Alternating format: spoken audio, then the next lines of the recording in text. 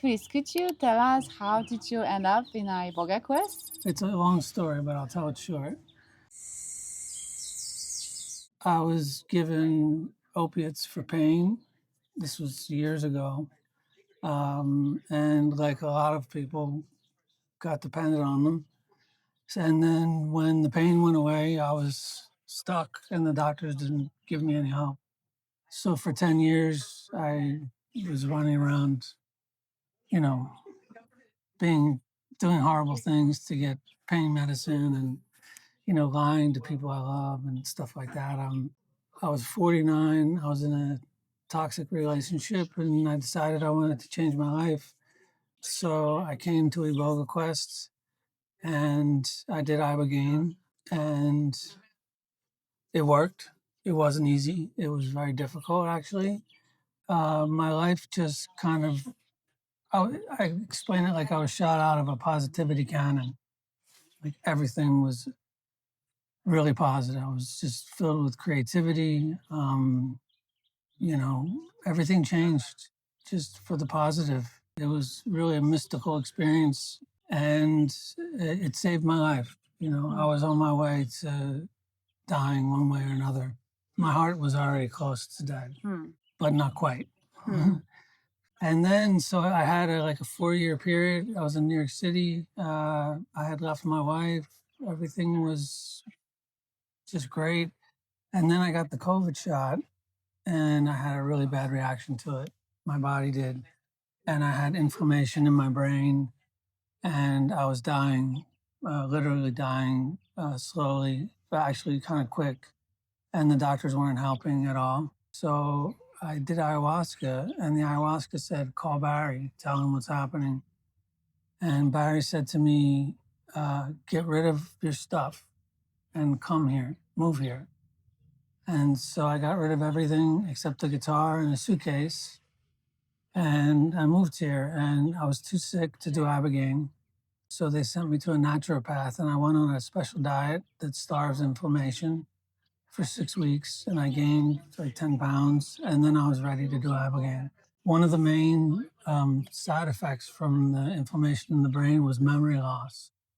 And so I couldn't remember what I was saying. As I was saying, I was like, I just couldn't remember. I almost lit my kitchen on fire 10 times. I'd start cooking and walk out of the kitchen. So it was really scary. So then I did the Ibogaine. The experience was difficult. It showed me a lot of the violence that I had been subject to, or, I was on both ends of violence in my childhood. And I was upset because I was here to get my brain fixed, and I saw all this violence, in full color, like a movie. It was exhausting, and I was upset. And the next day I was upset.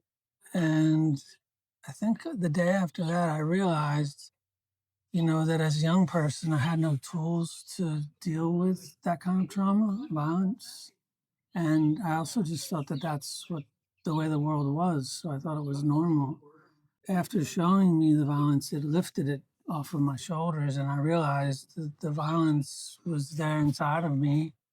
And, it was making me unwell in different ways. Probably one of the reasons I went to drugs, to soothe the pain of.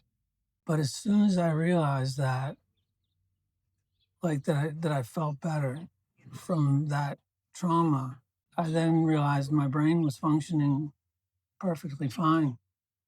Right away, I didn't get what I wanted. I got something else. And then 2 days later, my brain was working 100%. So the Ibogaine fixed it. Whatever happened with the inflammation, now I know, because a lot of time has passed and I've had MRIs, that in the months after the COVID shot, I had 10 small strokes. I didn't know I had them. I would end up in the hospital just like with vertigo, and, they didn't know what it was, and they just said, sorry.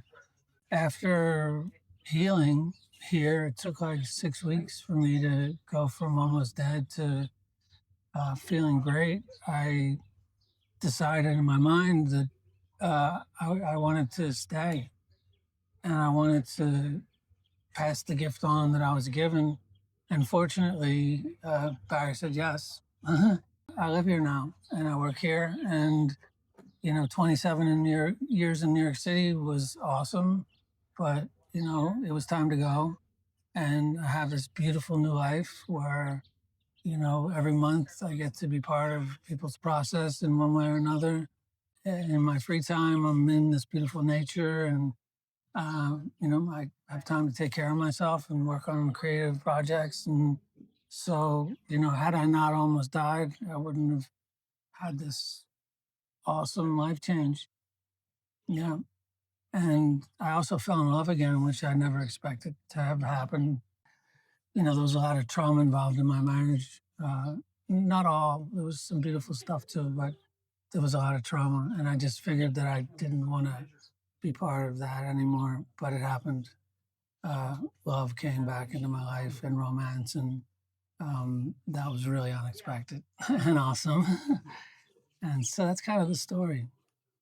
Thank you for sharing this. Yeah, it's a pleasure.